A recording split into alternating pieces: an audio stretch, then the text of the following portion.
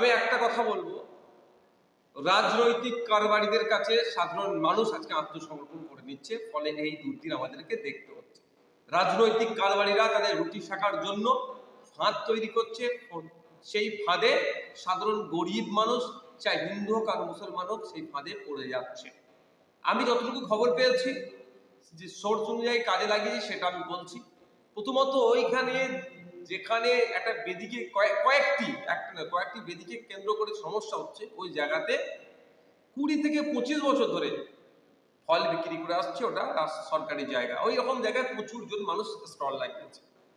ঈদের ছুটিতে বাড়ি গেছে, বাড়ি ফিরে এসে দেখে হঠাৎ সেখানে বেদি করে দিয়েছে, বেদি করে তুলসী মালা লাগিয়ে দিচ্ছে। মানে হিন্দু ধর্মের ভাইদেরকে এটা একটা পরিকল্পনা, এটা ইচ্ছাকৃতভাবে একটা সাম্প্রদায়িক দাঙ্গা করে ভোটের ময়দানে ফায়দা নেওয়ার। দেখুন, কলকাতার আশেপাশের কথা বলছে, এই শহর এলাকাতে আপনি ফ্ল্যাটের মধ্যেও যদি প্লাস্টার কিছু করেন, যদি আপনার কাছে পুলিশ চলে আসে, আপনাকে আটকাবে, কাগজ দেখবে, নাহলে তোলা তুলবে।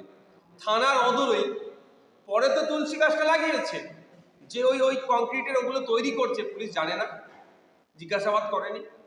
পুলিশ খোঁজ নিলে দেখা যাবে ওই যে ফল বিক্রেতা মাসোহারা দিত পুলিশকে, তাহলে ওই জায়গায় কে করছে সেটা জানেন, সব দেখে চুপ ছিল কেন? পরে খবর পাচ্ছি যখন ফল বিক্রেতারা এসে এটাকে প্রতিবাদ করে, দুরকম খবর পাচ্ছি। একটা খবর পাচ্ছি যে তাদেরকে বলেছে জয় শ্রীরাম বললে তোরা বসতে পারবি, আর একটা খবর পাচ্ছি যে পুলিশের সামনে তাদেরকে জয় শ্রীরাম বলতে বাধ্য করিয়েছে। এই ঘটনাটাও শুনছি। তো দুটোর মধ্যে কোনটা সত্য তাই বলতে পারছি না, দুটোটাই অপরাধ যদি হয়ে থাকে। তো ওই এত ঘটনা ঘটে যাচ্ছে, তারপরে আশেপাশে এলাকায় খবর পেয়েছে, এলাকার মানুষ আসছে, বাল বিতণ্ডা হয়েছে, এবার পরিস্থিতি উত্তপ্ত হচ্ছে। এই দায়ভার তো রাজ্য প্রশাসনকে নিতে হবে। সকাল 10টা থেকে ঘটনা ঘটছে, শুরুতেই যদি এটাকে কন্ট্রোল করে নিত, এই দুর্দিন দেখতে হতো না। এই যে আজকে একটা অশান্তি হচ্ছে, এই অশান্তির আগুনে ওই এলাকার মানুষ জ্বলছে। শুধু কি মুসলমান ক্ষতিগ্রস্ত হচ্ছে, না শুধু হিন্দু ক্ষতিগ্রস্ত হচ্ছে? ওখানকার মানুষ ক্ষতিগ্রস্ত হচ্ছে।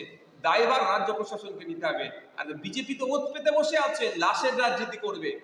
বিজেপির অবস্থা এতই শোচনীয় পশ্চিম বাংলাতে যে মিস কল মেরে ওদের সদস্যপদ হওয়ার জন্য আহ্বান করেছিল, লোকে মিস কলও মারছে না বিজেপিকে, ভোট তো দেওয়া দূরের কথা। তাহলে সেই জন্য ভোটে কনভার্ট করতে গেলে কি করতে হবে? বাইনারি পলিটিক্স করতে হবে। আর তৃণমূল কংগ্রেস ওয়াকাফ নিয়ে বা বিভিন্ন ইস্যুতে মুসলিম সিম্প্যাথি পাওয়া তো দূরের কথা, মুসলমানরা তৃণমূল কংগ্রেসকে রিজেক্ট করার জন্য প্রস্তুত নিয়ে নিয়েছে। এই ধরনের কাজে যদি না সুযোগ দেয়, আমি বলছি সুযোগ দেওয়ার কথা বলছি, আমি কোট আনকোট বলছি, তাহলে মুসলিম হিন্দু বাইনারি হবে না, মুসলমানরা সেপারেট, হিন্দু ভাইরা সেপারেট হবে না, মুসলমান ভোট তৃণমূলের দিকে যাবে না, চাপে পড়ে যেতে হবে।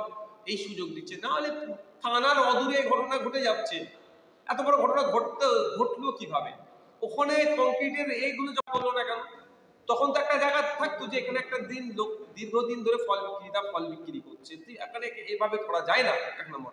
দ্বিতীয় কথা হচ্ছে, এখন ধর্মকে এরা ডিফেন্স হিসাবে কাজে লাগাচ্ছে, সেলফ ডিফেন্স হিসাবে। পিকে মুভিতে আমির খান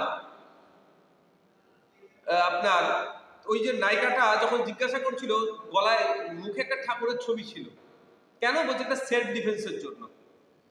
তো কেউ যদি কারো মানে ইচ্ছাকৃতভাবে কোনো অন্য ধর্মের মানুষের সাথে লড়াই লাগিয়ে দিবার চেষ্টা করে, আজকে বেদি করে ওখানে তুলসী গাছ লাগিয়েছে, কালকে কেউ যদি কোনো জায়গায় একটা ছোট্ট ঘেরে ওখানে আজমির শরীফের ছবি, কাবা শরীফের ছবি দিয়ে যদি বিতর্ক তৈরি করে, এটা কি মেনে নেওয়া যাবে?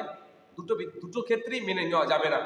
আমরা যতটুকু জানি, এই যে তুলসী তলা কোথা হবে সেটাও একটা নির্দিষ্ট ধর্মীয় আচরণ আছে হিন্দু ধর্মে। আমার ভুল হতে পারে, আমরা যদি ভুল বলি আপনি আমাকে শুধরে দেবেন।